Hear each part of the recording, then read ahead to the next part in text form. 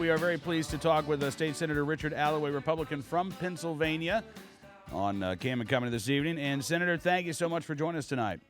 Thanks for having me. Absolutely. I know that you have been working on the issue of preemption for some time in Pennsylvania, and it's important to note, by the way, that the state of Pennsylvania already has a firearms preemption law on the books right now, right? Right.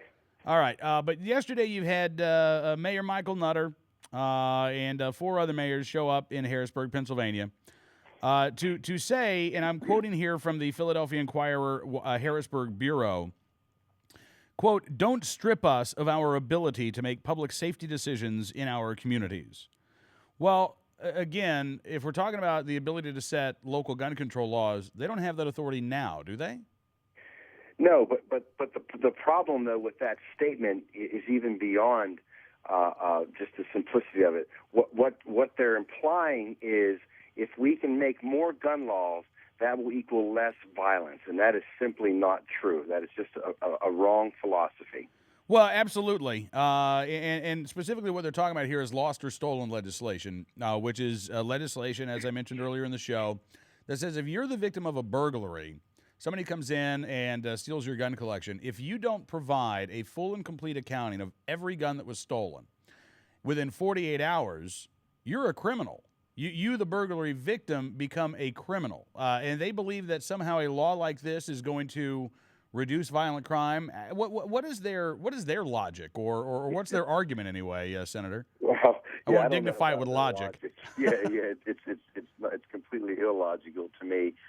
There again, I think it all goes back to the philosophy of some of these liberals in these big cities that just think if we can just regulate guns more and more, and can, to be clear though, this lost and stolen, this is just one of many these goofy ideas that these folks try and push. So that they were just focusing on that one yesterday, but it's always some scheme, government buying back, whatever it is. But they're just failed policies. Well, absolutely. And Mayor Nutter said yesterday, quote, "You'd think with something as significant and lethal as a gun that any law-abiding citizen would want to report a dangerous device that may end up in the hands of a person who shouldn't have a weapon or sold to someone who can't legally possess it." And you know what? Mayor Nutter's right. Every law-abiding person absolutely does want to do that. But we don't want to be criminalized if we forget about a gun that was stolen. Exactly. And yes, any law-abiding citizen, if their gun is stolen, they're going to go to the police. Absolutely. But again, you're right. It's about making criminals out of law-abiding citizens, which is what they have a habit of doing. So, and they say that the reason why they want this, they say that there are straw purchasers, straw buyers, who are buying guns for people who can't legally own them. They're transferring the guns over, and then when, let's say the gun is used in a crime, it's recovered, the individual will say, "Oh, you know what, I bought the gun, but it was stolen, and I never called police." So they want to pass another law. Now, last time I checked, Senator, they're already breaking the law by engaging in the straw purchase in the first place, right? Right. So they've already demonstrated a tendency to break the law. If we give them another law to break, why are we to assume that that's the one they're going to obey? That's good logic there.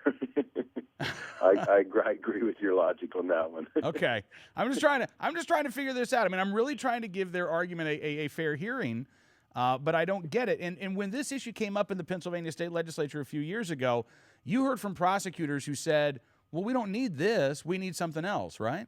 Yeah. And again, there are laws on the books that these folks just don't enforce, and their answer is, "Oh, well, let's put some more anti-gun laws on the books, and then that'll help us." And we just know it really is just failed policies.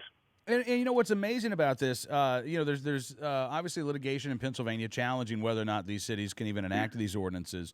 But while that legislation is in place, the ordinances are still on the books. I have not heard this was supposedly must pass. We've got to have this law. Have you heard of any of these cities actually using the law? No, I have not.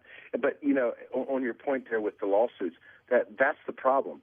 They create these laws that are in violation of the state law and by the way the Constitution. Yeah. And then an individual has to take them to court. Well, an individual doesn't have the money to go up against these municipalities, so organizations like the NRA have to get involved, and it can take hundreds of thousands of dollars in a couple of years to resolve. Meanwhile, your rights are being violated.